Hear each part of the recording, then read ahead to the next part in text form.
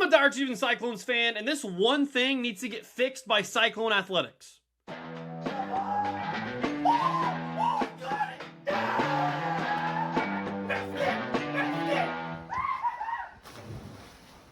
My name is Jaime Caldwell. Welcome back to Cyclone Kingdom.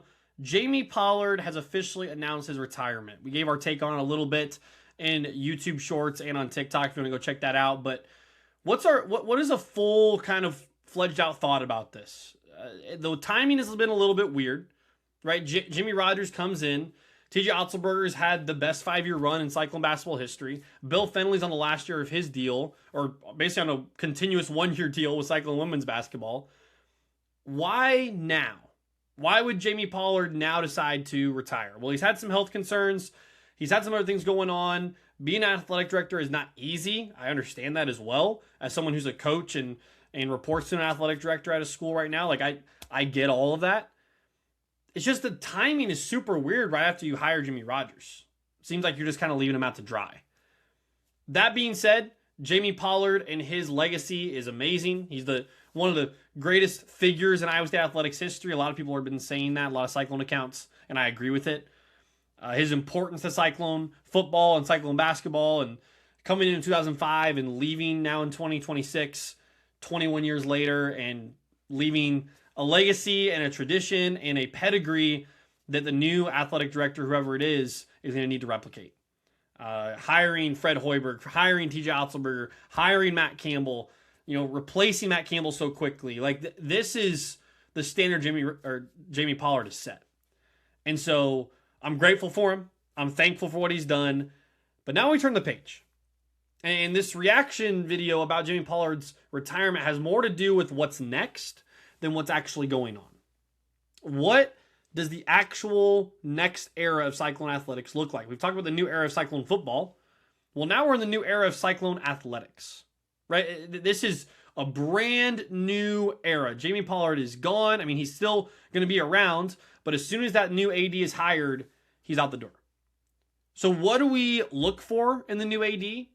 And more importantly, what are the 5 most important needs for Cyclone athletics in this new era?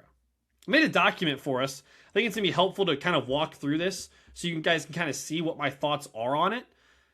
What are the top 5 needs for the new era of Cyclone athletics? What does it look like to be back at our peak, not just from a success standpoint, but from a brand standpoint? You see some of them on the list, but let's just go through them one by one. Number 1 is to bring back the Cynado logo. We've talked about that like tons as a Cyclone Nation community. We brought it back for one game against Kansas, and the vibes were off the charts in Jack Trice that one day and that whole week, and knowing that it was back. The Cyclone walking sigh and tornado sighs have been all over the place with Cyclone football and Cyclone basketball. You haven't been able to see a Block-I State in sight. So the number 1 need for this new era, and especially for this new AD, whoever it is, you need to bring that back. Bring back the era that everyone loved.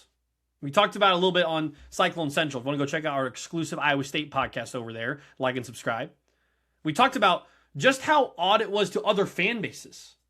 That when it's bad enough that other arch rival fan bases are even saying, like, this is a bad look, that is a bad logo. And the Block-I State logo has been one of the worst logo transformations in college sports. To go from that walking side, to go from that tornado side, to go from side of Cyclone to whatever that is. That means something to people when you've had such success with the other logo. And it means something to people when all they want to wear is that other stuff. So that's number 1, is to bring back the Cyclone logo for everything. I'm talking put it back at the 50-yard line, put it back at midcourt, change everything and bring back the brand that everyone loved. Number 2 is a very important one to me. It would be almost 1B in this list. Expand NIL revenue for football and basketball. Look, here's the reality. The NIL world that we live in, it is what it is. You adapt or die. You can complain about it all you want, but the reality is if you don't know how to live in that world, you're done. And a lot of coaches have retired because of it. Jaime Pollard, I think, is retiring because of it, in addition to his health issues. It's not an easy world to live in. TJ Otzelberger knows how to do it. And Jimmy Rogers clearly knows how to do it. He's brought in 70 players to a new roster twice now. Once with Washington State last year, and this year with Iowa State. A bigger brand than Washington State, by the way. What does it look like to actually expand that, though? Because Iowa State only has so much money. Well, I'm sorry, guys, but I love that we're a wrestling school. I love that we're really good at wrestling. Nobody watches wrestling outside of the state of Iowa, outside of the Midwest. I get a lot of people who love wrestling. I'm not one of them. I've never been big on that. Guys, everyone watches college football. Everyone watches college basketball. And if you want to be relevant in it and you want to have the opportunity to go do something important in this era, you got to have the money to do it.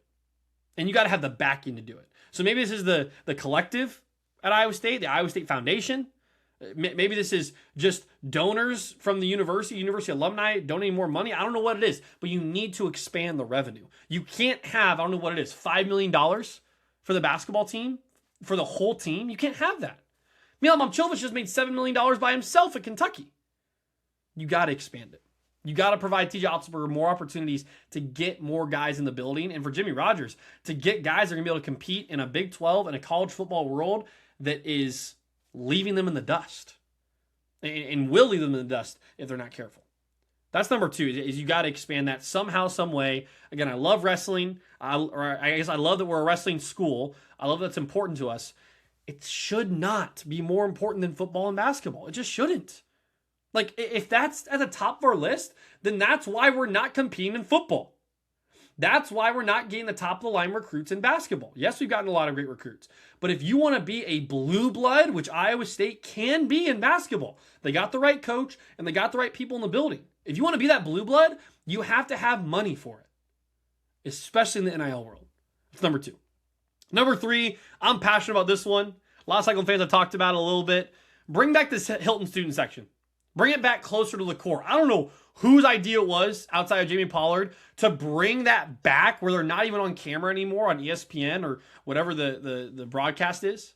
But it looks bad. It looks really bad.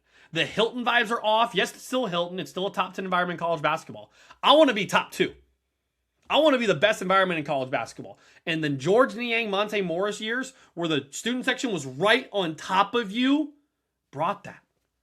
The lighting in Hilton that's changed. Like, you got to revamp all of it and go back to what was good. It's hilarious how what we're talking about here is not like revamping anything or giving these new updates. It's going back to what was good.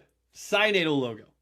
Hilton student section. A sport that we're about to talk about that I think we need to bring back. Like, I think that Hilton would be off the charts good. It's already good. Off the charts good if you bring that student section back where they belong, right behind the basket, to create chaos and havoc every time an opponent comes in the building. That is super important. And I'd also put the lighting in there. The Hilton lighting needs to be like lighter again. It's at a darker building now. It looks really janky. It looks like this horror museum almost. Like, bring the lights back. Bring the show back that Hilton is, that everyone could see on ESPN back in those George Niang days. Number 4, bring back baseball. Like, the baseball program ended in 1998, I think it was. And you see College World Series and the College Baseball World Series and all the fun that teams have and you know, all this different stuff, coupled with the Cyanado logos and the Cyclone script stuff that we see. Can you imagine a baseball team with that? Now, I understand you're not going to have enough money to have this grand baseball team, but you could fork over a little bit of money to create a baseball team. You give revenue to football and basketball, and you give the rest to baseball. Like you just expand it around so that people can love baseball again as Iowa State fans. They don't have to choose the Cubs or the Cardinals, or, even though it's fun. They can also have a college baseball team they latch onto. I miss having the baseball team around. I never got to see them play. I was too young to even see them play. So I want the baseball team back at Iowa State. I think it'd be a really fun development, and I think it'd be awesome if we can have the money for it. If someone needs to get cut in order to get football and basketball back on the map and more money and stuff, I'm fine with baseball being cut. But I think that we can not give wrestling as much money, not give track and field as much money, and then give that money to revamp the baseball program. Just my thought. And then number 5, I'm sorry, but I need an ISU AD that engages with Cyclone fans on social media. That is one of Jaime Pollard's tarnished images for the rest of the time. He didn't love Cyclone fans on social media. If you interacted with him in person, I'm sure he was great. But there is a huge difference with interacting with someone in person and interacting with them on social media when they're giving proper criticism about Cytown or about the logo or about this, and you're not even willing to have a discussion with them. The best kind of athletic directors, the best kind of football coaches are ones that engage with fans in every platform. If they don't want to engage with them, that's fine. But blocking them for no reason, as we've talked about, just makes no sense. By the way, make sure you like and subscribe for all Chiefs and Cyclones content if you want to see more stuff like this as we roll throughout the offseason and get ready for football season. Jaime Pollard did that. He blocked people for reasons that we don't even know.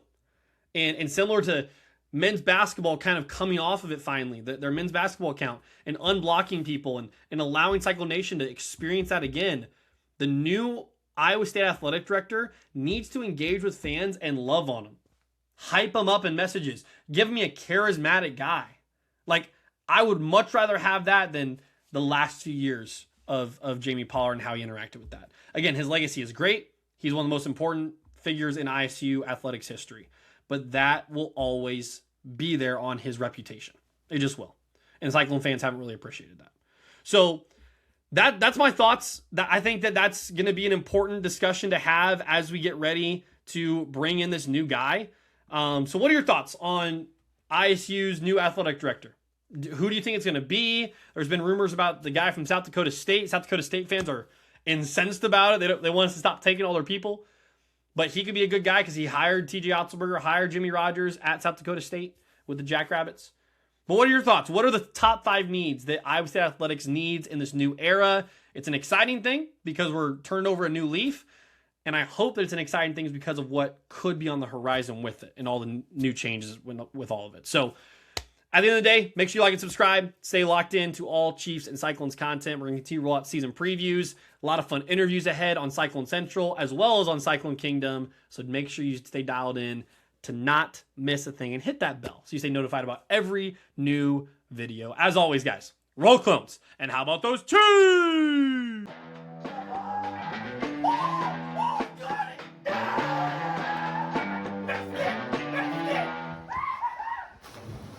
Peace.